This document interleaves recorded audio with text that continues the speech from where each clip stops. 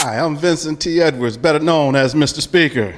And I'm Coach Marion Jones, and welcome to I Am Driven. Oh, another episode of I'm Driven, and we have a fantastic guest today. Going to give you some insight to life and how to live, how to go through some things, how to overcome some things. We have here none other than Marvin Harvey. How you doing? Pretty good, Mr. Vincent. I'm just happy to be here. You know, he's a retired police officer, retired NFL, USFL football player. Oh, we're going to get some insight today. You know, he was also inducted into the USM Hall of Fame. He's a husband, father for chairman of the church. Now, that's a good thing. Right. That was a good thing. He might be talk a little bit about the Lord. Y'all know I preach every night. Oh, and he's got an older brother and one sister. But that's the insight. But if you had to describe yourself in 3 words, Officer Harvey, what would those 3 words be? 3 words. First, I say mom. Mother. And I say faith. And I say my father. And why was that? They was the one that influenced me, and they was the one that worked extremely hard. We didn't come up, in a setting where we were rich. Mom and Dad moved a lot, and we had to make do with what we had. Make do? That sounds like real old school. Coach, what you say about that? Make do? What you got to say? Hey, that sounds what everyone would do. They call it old school. Old school. Make and do. So that means you ain't have a lot. You ain't grow up with a silver spoon in your mouth. That's correct. I had a lot. Well, you can call grandmama and great grandmama the silver spoon. That's the silver spoon we had, and they always giving you advice and telling you the real. The real. So when you look back on your life, growing up, what were some of the challenges you faced as a young man? And I'm going to say, when I say young man, I'm going to say preteen. Yes.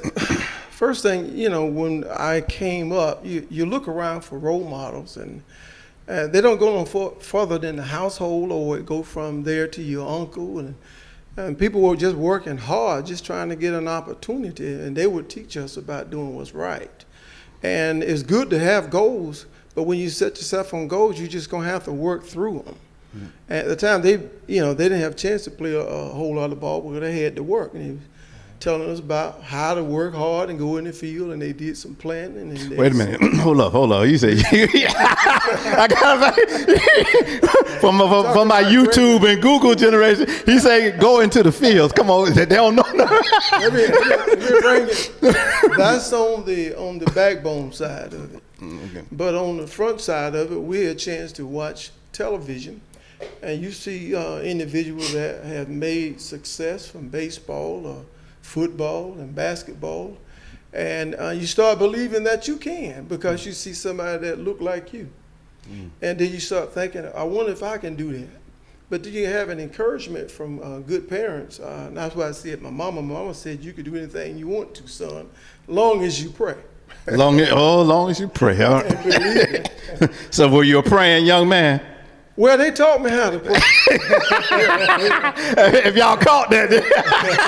And after they taught me the reason why, and I wanted to succeed so bad, so I was obedient, and that's the key. Being obedient gets you somewhere, but not being obedient, you'll fall. But you want the truth being told to you as you grow up. And you're going to fall, you're going to make some mistakes, but as long as your effort is good, and you're doing what they told you to do, you'll make it.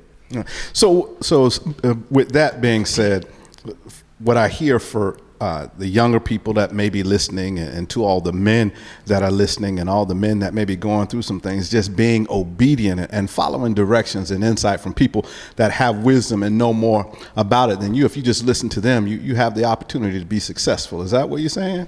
That's correct. But what they did, it only teach you just a little bit.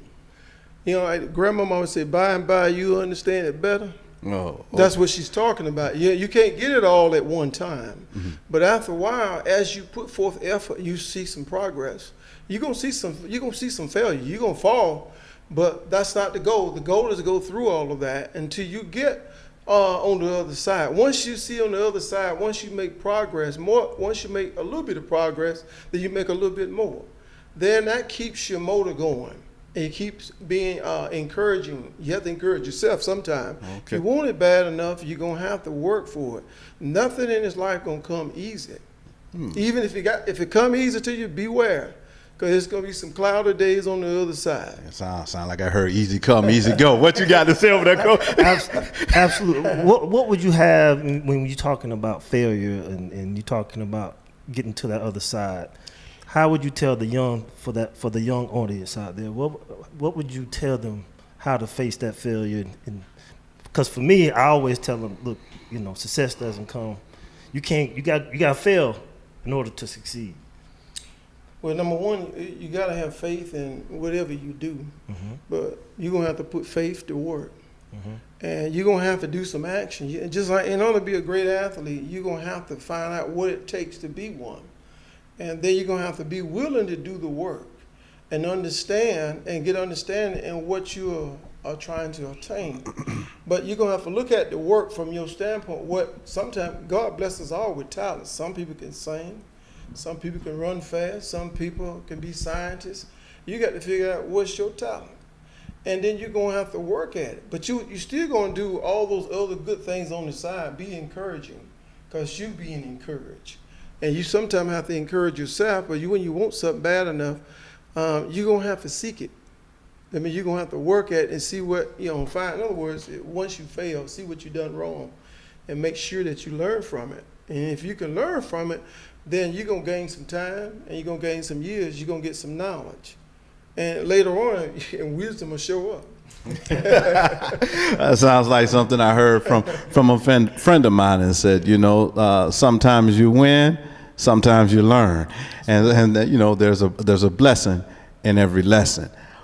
What got you interested in sports? Well, when we came up, it was just it wasn't that many folks that were playing sport at the time, and seeing just one or two that did make it across or did make it over there playing baseball or football and basketball, and you ask yourself why. How did they do it? And how can I do it? Why can't I do it? And I didn't come up with an answer.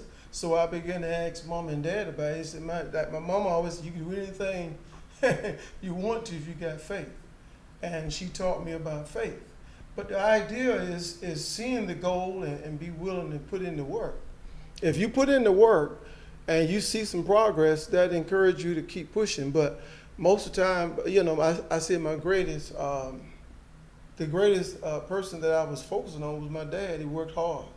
And my uncle worked hard as well. He had a mechanic shop, and he even went to school, dropped out of high school, started working as a mechanic, then went back to school, and had his own business. He had his own business for years, and he worked hard for it and put his brothers and sisters through school and helped his mama so she didn't have to work so hard being a short order cook. Those things were encouraging to me, and seeing how hard they had to go through those things made me want. It was easier when I came through, but it wasn't that easy. We still had to work hard. But the thing is that there's a reward on the other end, and you just have to be relentless on your goal because you're gonna be tested. I mean, that's what life do. It tests all of us. So football, where'd you get your start? Everybody, the day you walk around, you see Pop Warner, middle schooler. When did you first start playing? My start was kind of interesting. My dad says my mom didn't want me to play football. He thought I might get hurt. But hypothetically, I had a few friends of mine. I was a big guy, about 220 pounds. I was jumping up with the basketball, could throw it down any kind of way I wanted to throw it down. Baseball player. You was all around. You excited. But actually, me and the coach his name is Wendell Davis, and we still have a relationship even today. He was a governor or mayor over there in Jacksonville during his time, and he came in from Okeechobee, and he saw me playing basketball and realized, I could run up and down the court real fast and throw the ball down, and he wanted to get me out, and he talked to my best friend, which I married his first cousin. You got a 2-for-1. That was later in the year. We got 30 plus years in. But long story short, he talked to him about getting me to play. and told me that, you can come out and play. If you don't like it, go back and do your other sports. And in the back of my mind, I said, well, I know my mom and daddy said I don't do this, but I kept being urged to go out there, and coach kept talking to me, and I went out there and decided I didn't. When I got out there, football was a little bit different back during that time. Oh, you can hit somebody then. Blood, sweat, and tears. I mean, it really is blood, sweat, and tears. Guys are beating you down. I mean, it's 3-on-3 all day, and I got where I didn't like. I had a big old afro. I didn't want to get dirty. I basketball. I wanted to look good for the girls. Yes, sir. We'll talk about that one too later on. I'm going to tell you the truth. I want to throw my head back and hear them holler. I was a normal kid.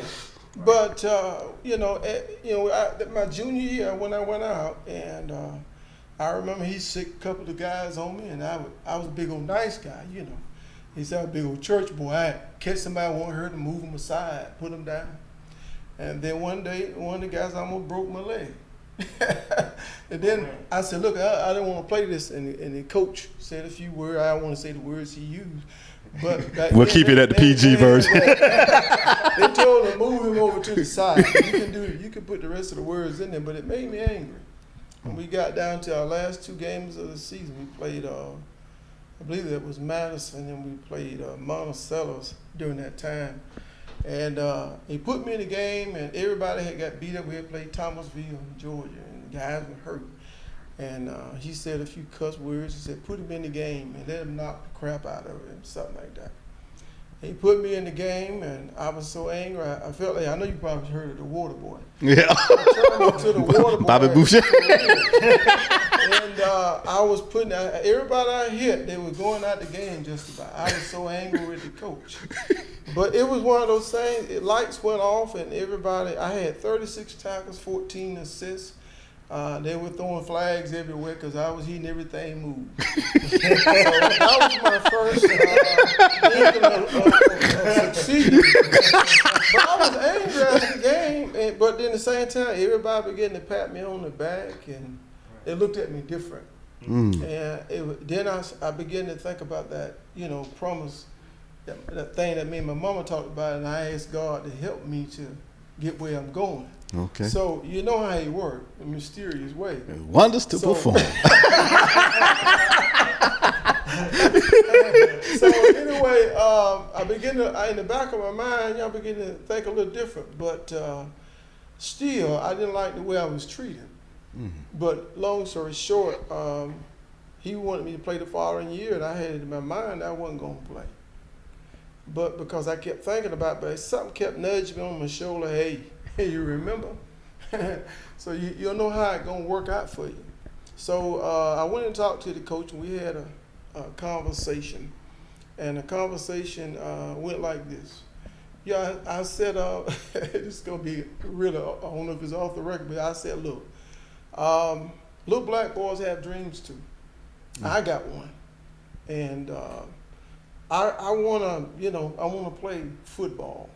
And I need you to help me do that. And I don't need you to give me no runaround.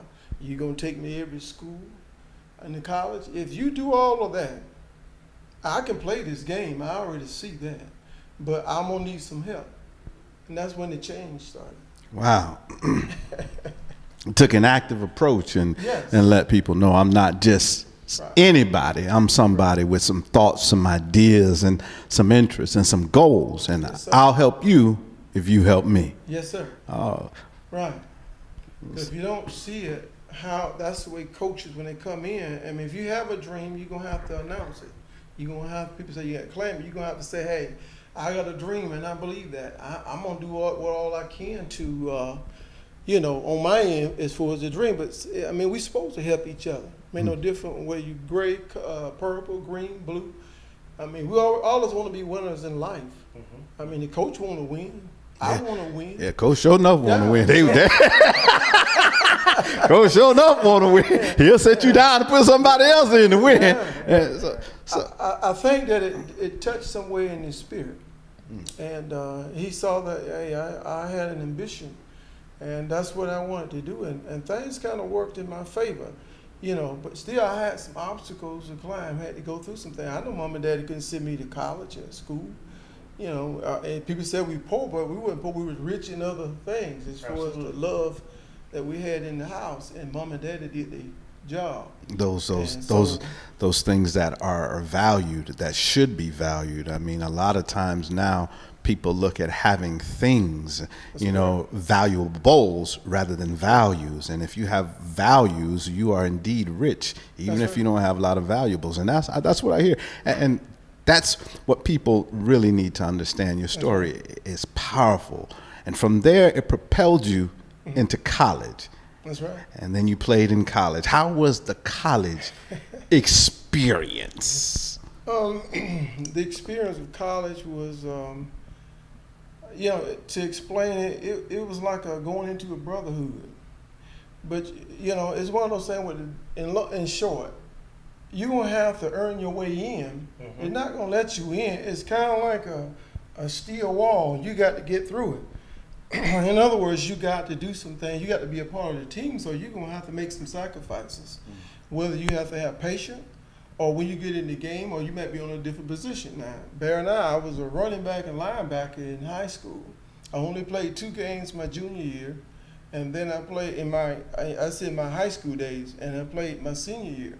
And they had rated me one of the top linebackers in the state of Florida during my era, and that's during the 76, 77 era. Telling my age now, but don't worry about it. I'm up there too. I'm right behind you. Ain't ahead of you. I'm behind. I feel the heat coming behind. So, when I got there to the school, matter of fact, the coach that signed me was Mac Brown. That's coaching over in North Carolina. He was a young man then. He went to Florida State. And I was considering looking at FAMU at the time. Rudy Hubbard was there, and they was interested. And I had a lot of family that went to college over there to FAMU, and FAMU was it was something to be reckoned with during that time. Okay. And I had my eye on them, and they want me to call me a monster, man. That's what they call a linebacker that's roaming. And I served that purpose because I was fast, and when I came in, I brought what I had.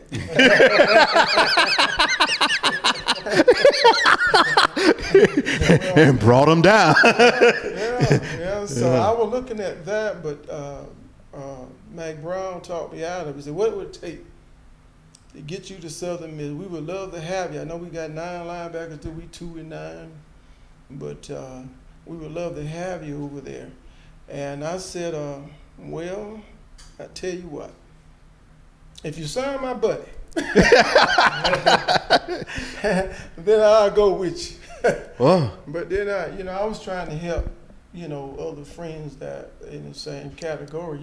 It's hard to come out of those places or area when you get a little help. Mm-hmm. So if we can reach back and help somebody. So did he sign it? Yes, he signed. He said he gonna sign him on a scholarship, but it's gonna be one of a need scholarship. He has to pass the test, ACT test, and then we put him in another dorm. And once he go through that format, then he'll be on the team. But however, he didn't pass the ACT test, and then they sent him to Chipola, and something bad happened to him. He ended up going to a club somewhere, and somebody put something in his drink and lost his mind. Wow. So, but you did look out. I mean, you were looking out for him, right, trying to help somebody. Yes, wow. Indeed. His daddy were educators, and they thanked me for that. But I did it from the heart. So when you come together, we all have the ambition. You want to try to help the other one. But however, they told me that they was gonna put me, let me go travel with the team the first year, but they have to put me at tight end. I said okay. So you went from put me at tight end. Put me at tight end, and so when I played tight end and we went to Hawaii, I wanted to go there, and the first pass they threw me was they said they need somebody to run a crossing route, and the guy that's ahead of me, he couldn't do it at the time, but he put me in the game. We was on about the 80, I think on about the 5-yard line, ran across the route and took it to the house. And everybody was wondering, who is that? And so I went back to the bench. I was who is that man for a while. Who is that? And my first 7 catches, I had a 47-yard average per catch. And they didn't throw that much. I ran the veer offense at Southern Miss, and I'm still thinking I'm going to be going to linebacker. But later on, come to find out, they changed their mind at the end of the season. I ended up averaging that first year about 32 yards per catch. Wow. So, needless to say, I ended up being a tight end. And that's what's the deal. I still like hitting people, but What you got over there, Coach? You been silent over there, Coach. What you got for him over there? My thing I wanted to ask you, going through, as you said, brotherhood. As you look back at it now, are you still close with some of the guys? You Yes, sir. It's amazing. I'm used to a family, and it was a family type atmosphere, and it was other brothers, other ball players from Florida. And we, if you're in Florida, wherever you come from, you get that little extra brotherhood. They tell you some things and give you some advice. Some of the older guys give you some advice, but by being a player on the field and how you carry yourself, I didn't do a whole lot of talking. I did more listening than I did talking. So I gave those guys, whether they were ahead of me, I gave them that respect. It made no difference what I did.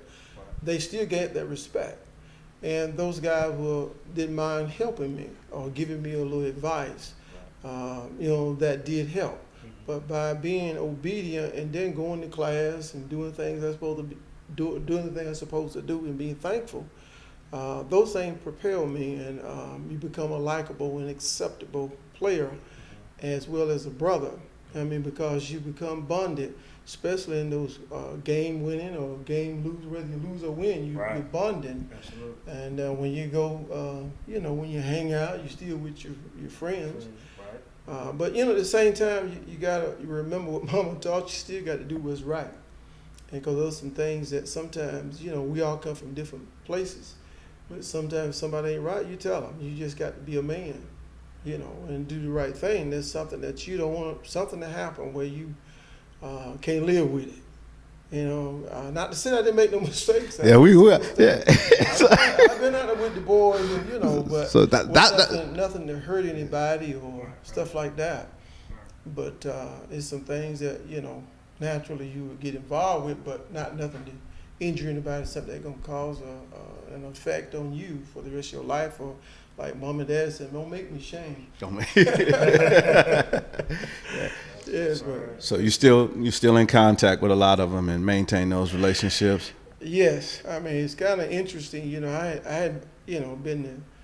had been back this Southern Miss for a while. When I went back, there's so many guys that knew me more so than I knew them before they even got there. Before I was already gone, he said, "Are you the reason I showed up over here?" And it just did something to me. It overwhelmed me because they thought that much of me. After being put in the Hall of Fame, it was just amazing things.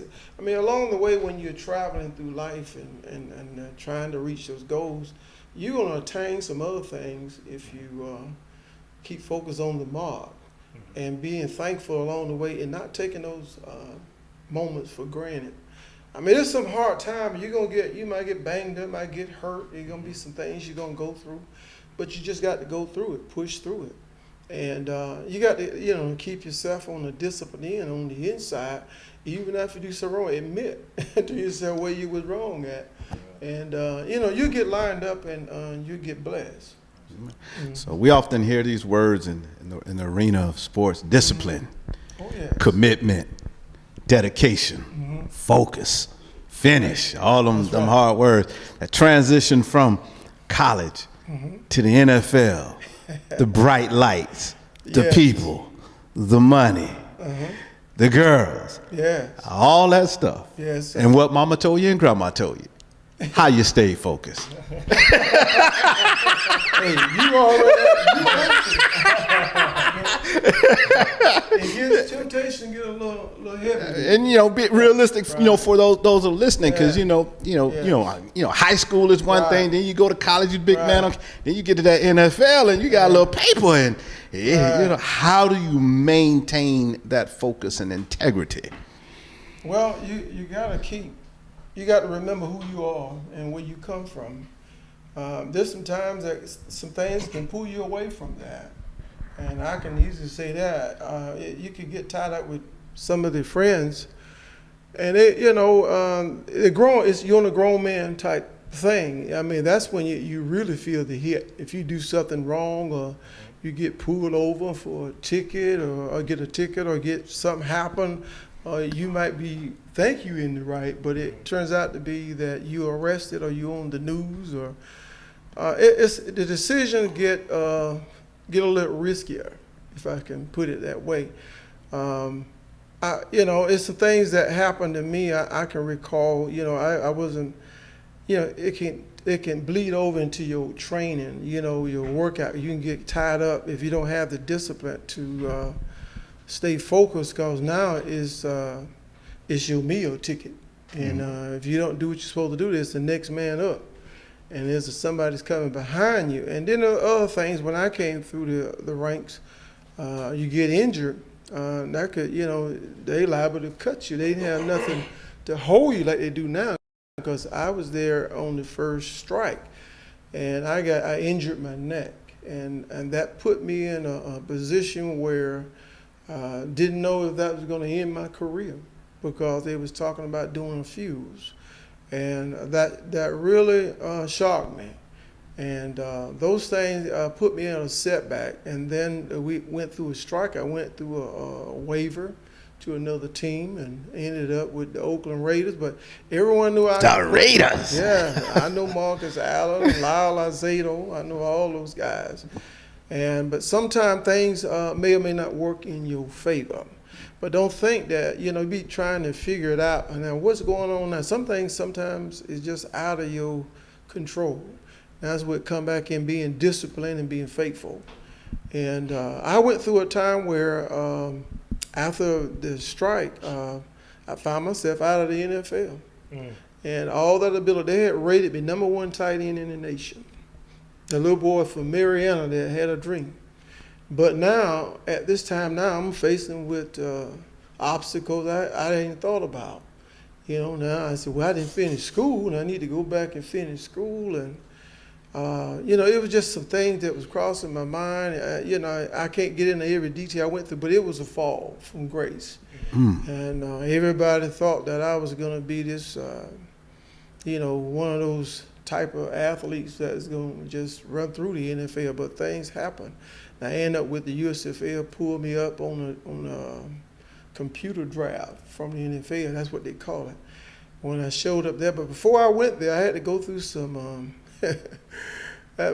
soul searching, so to speak, because we all have an issue. And what Mama do, take you back to church.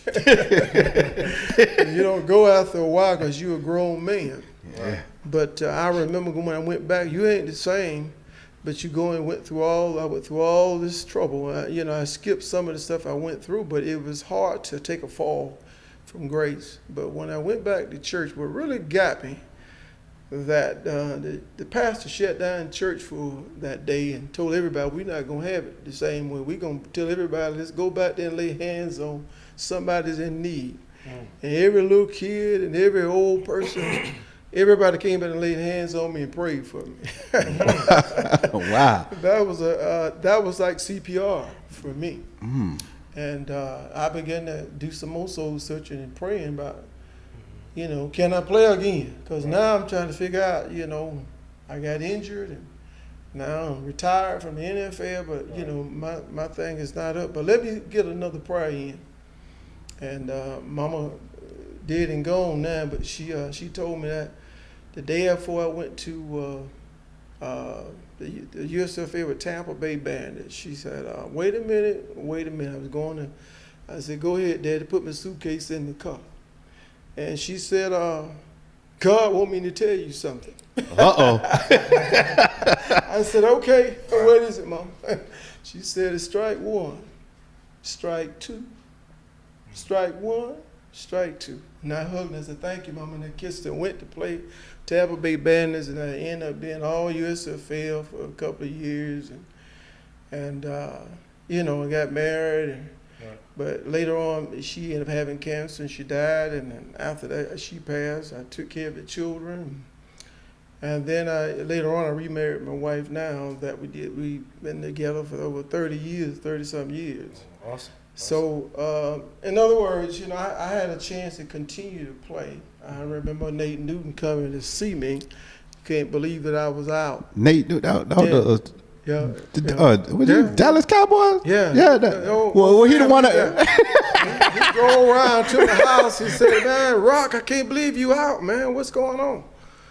I said, well, man, my time is up. Mm-hmm. You know, I got to go through something. I got to do some other thing. I was, you know, went back to school and got my degree and all. And I said, no, that ain't for me. I'm going to take care of the children, do some other stuff. My time is up. I can't believe you out. I said, well, go do your thing. You be all right. Yeah. And, you know, things kind of went on. Then Atlanta called me up. And when they called me up, I went over there, made their team. But at the time, McKee's mom at that time had cancer, you know, pancreatic cancer.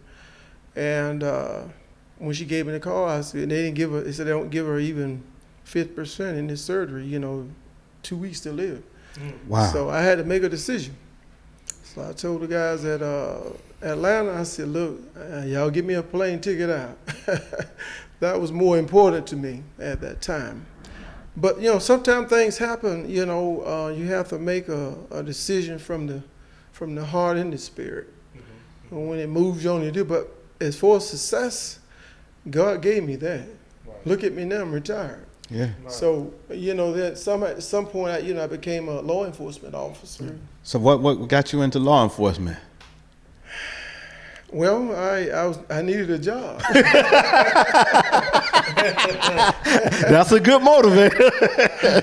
I needed a job, and at the time, I you know, someone at the Jackson County had got stabbed in the school and died, and that's when they was talking about putting SROs in the school. Mm-hmm. But I was still pumping iron. I was up about 320 pounds, 315 pounds. And I was yes, sir. I was competing and trying to, you know, do some things to be an encouragement to the young folks, and because I know how important encouragement is, by giving them encouragement and whatever they need. And when I went to your question, my brother told me, he said, hey man, you looking for somebody at the county? I said, oh really? And I was working at Dozier School for Boys for a minute, trying to hold me over. And then I went out over there to the Jackson County, and they hired me on the spot. So I said, I don't know if I'll take this job. That was kind of quick. I need to work for it. Right. But he said, I don't know why. You be just right. And so that's how I took off, and I ended up being put into 14 schools and doing some things that, you know, was productive. And then I did some other things, whatever PR work that the sheriff department in Jackson County, Johnny McDaniels, wanted me to do. And then I ended up going to a meeting with Florida State officers, and we had a conversation and started talking. He said, hey, how about working at Florida State? I said, yeah, I'll take that. Yeah. You know, but he said, I'm going to send you an application. And so he did. And when he did, you know, first application, I said, no, I ain't going to take this. And then he called me. I said, well, man, can you send me another application? Because he would call and check, said I turned in the application. When he gave me another, I know that was for me. So I just had my wife's mom to pray over it. And she said, son, you got the job.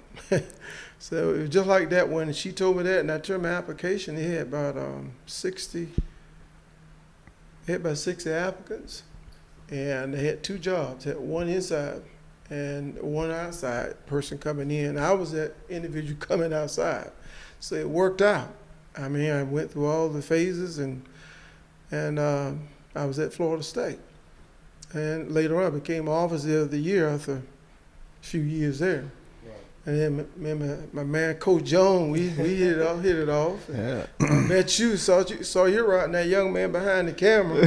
Had to get on him a lot though. But he was a good kid though. He pretty obedient. All he do is smile like he liked somebody to get on him.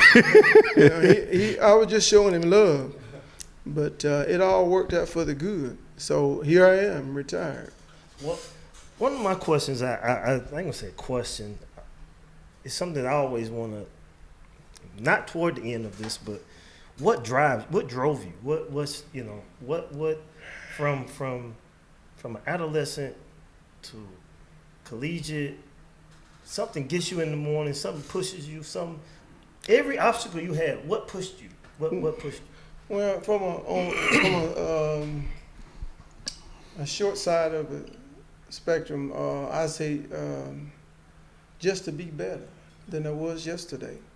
And, taking those little short goals, having those goals meant something. I was one of those athletes or individuals that I had a hard time losing, but I had to learn how to lose, but I not accept it, get something out of it. In other words, I look at the mistakes I made. Well, if I've done my best, that's all I can do. But same time, learn from what I did. I can recall coaches coaching me, and I've had 4 touchdowns in a game, and the coach was still coaching me. I didn't understand why. And he told me, you could have had 5, could have had 6. But it's the consistency of being better, being better than you was yesterday. But the drive is having that goal and attaining that goal and keeping it in sight. And by keeping that goal in sight, it just energized me. I have a reason to live, a motivation to keep going. Without that goal, that winning, that winning gives you something on the inside. Keep driving. Well, I don't care if it's checkers. I want to win if I'm going to play. Absolutely. Absolutely. Yes, sir. I used to play my granddad in checkers, and he's a wise man, but he's supposed to beat me, but I ain't like losing. Right. It was just one of those things, and he probably liked it that, and just to drive to achieve. And when you want to achieve something, you put in the work. And that's the main thing. You got to not mind putting in the work. And it all worked for the good. You just have to stay focused on it. Wow. It's all about the work. All right, all about the work. Well, production manager back there throwing up the signs back there saying we done been going a while. This has been so inspirational, so enlightening, and understanding that. One thing I heard is that strong sense of faith, listening to your elders, especially your mother, and prayer. I mean, that's down right. to it, and because even when she came and said, "I got something from you from the Lord," so that means she was praying. Right. Then the job, prayed over that, and you got it. I mean, it's powerful. That sense of camaraderie, everything. Right. I mean, what would you say right now, and to anybody that's listening, just really, really, really quickly, in 30 seconds or less, to, what do they need to do to make it, no matter what the challenge is? I'm going to use some of Michael Jackson's stuff. He said, a man in the mirror. In order to build a house, you need a foundation. You got to put your faith and put your work somewhere. You got to have that faith and be willing to put it into action. If you don't have it, you're going to be on a slippery slope because you're going to fall. But you got to have something to spring you back up. And the main thing, just keeping it simple, you just got to keep that faith, and you got to work. If you don't do nothing for it, it's not going to happen. You got to be willing on the day that at your worst, you got to be willing to get up. Because that's the first step. When you get up, then decide what you're going to do about it, or whatever the situation you may be dealing with. And the focus got to be on the getting better. I was better than I was today than I was yesterday. I'm a little bit closer to my goal. And so you just get those little bitty marks and just keep pushing forward. And sooner or later, you'll be able to look back and see how far you come. And then you say thank you. I was looking over in the corner for a hammer. I look back and just tell the Lord thank you. Wow. Oh. I'm just being real. I mean, you got to have something that's going to drive you to the finish line. I mean, you can take it as an athlete. I watched that young man right there run up and down that court. He just going nonstop, wide open. You know, but he's trying to get to the ball. It's satisfaction when he get it in, but it's temporary because he got to do it again. Yeah. I mean, you got to do it again and keep until you get to a point where then you can move over and advise somebody else how to get there. And then, you know, you can advise them, hey, how to be patient, because patience is very important. Because sometimes you got to be still. Got to wait on God. You got to wait. Got to wait and, on even when you're playing ball, you got to be patient. You don't want to make you move too soon. Too soon. Well, Officer Harvey, this has truly been great. It's been a pleasure having you here on I'm Driven. Coach, you got any last words? No, I just want to say, I thank you. I appreciate it. One thing for the viewers out there, I think the most important thing that I gathered was, no matter how you fail, no matter how you succeed, that foundation that you had was the man up above. That's Christ. So no matter how you fall, good or bad, that foundation you had it. So I appreciate it. I appreciate you sharing that. All right. Yeah.